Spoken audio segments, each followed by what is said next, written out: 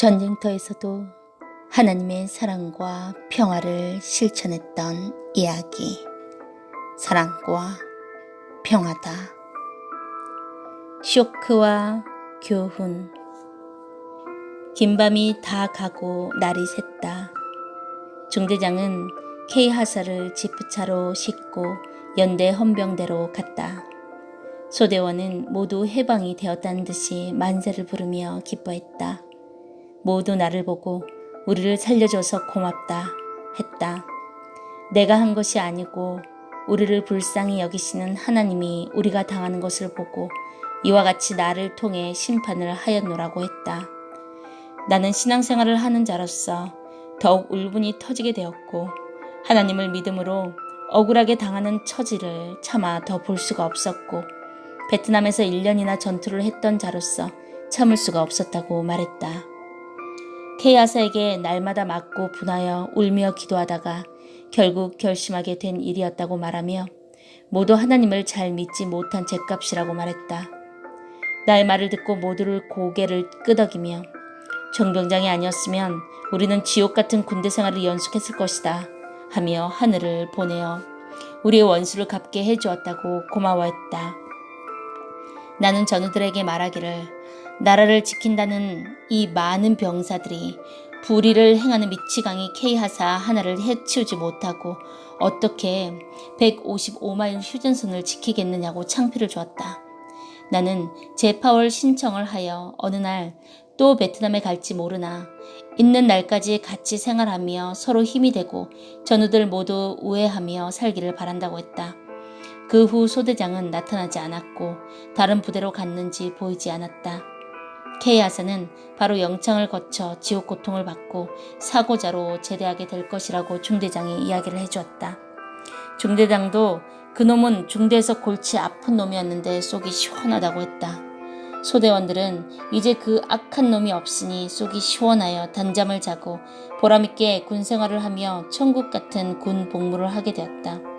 나는 이 사건을 통해 윗사람이 계급이나 주권으로 아랫사람을 괴롭히는 행위에 가장 크게 쇼크를 받고 그 후로 내가 지도하는 세계적인 단체에서 윗사람이 아랫사람을 강하게 지도한다든지 구타한다든지 말로라도 무섭게 대하는 것을 제일 싫어하게 되었다.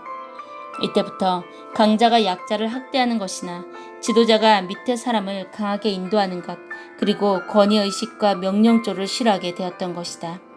내가 이같이 고통을 받는 곳에 오게 된 것도 우연이 아니었다.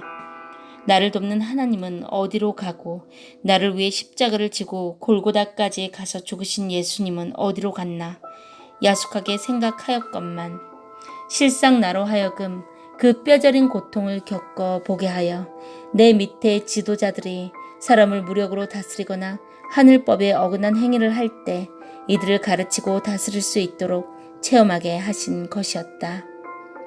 그 한 달은 나에게 지옥 같은 고통의 시간이었지만 지옥의 고통을 받던 전우들을 자유롭게 해주어 일생 동안 잊을 수 없는 추억이 되었고 그 뼈를 깎는 고통을 통해 깨달을 것을 인생 살면서 큰 교훈으로 삼고 살아가게 되었다. 이 세상에는 아직도 K하사같이 자기 인생의 고통을 핑계 삼아 죄 없는 자들을 괴롭히는 자들이 많으니 모두 버릇을 고쳐야 되겠다. 안 고치면 결국 K하사와 같이 되고야 말 것이다. 접근산 및 6단리 15사단 수색중대 1967년 겨울 이후 수십 년이 지나 이 사건을 집필하는데도 그날이 생생하기만 하다. 뼈를 깎는 듯한 고통을 받았기 때문에 그때를 생각할수록 비참한 상황들이 떠올라 눈에 훤하다. 나는 그때 K하사에게 매맞은 일로 잠이 안 와서 일기장에 나의 인생을 시로 슬피 읊어 써 놓았었다. 아, 밤마다 내 뼈와 내 전우들의 뼈를 깎는 고통이 연속된다. 살을 애는 전선의 겨울. 아, 이렇게 살면서 지구 한 모퉁이에 있는 나는 과연 무엇을 남기고 갈 것인가?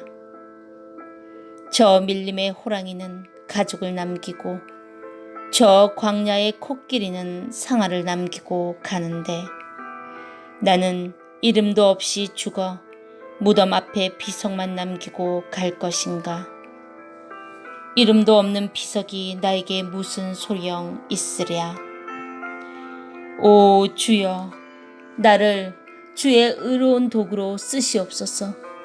내 삶의 흔적이 세상에 길이 남아지도록 내 가는 곳에 사랑과 평화가 있게 하옵소서.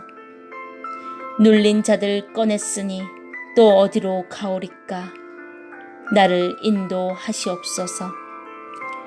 군대에서 밤중에 기합받고 구타당한다는 이 이야기를 들으면 요즘 군생활을 하는 사람들은 이해가 잘 안 될 것이다.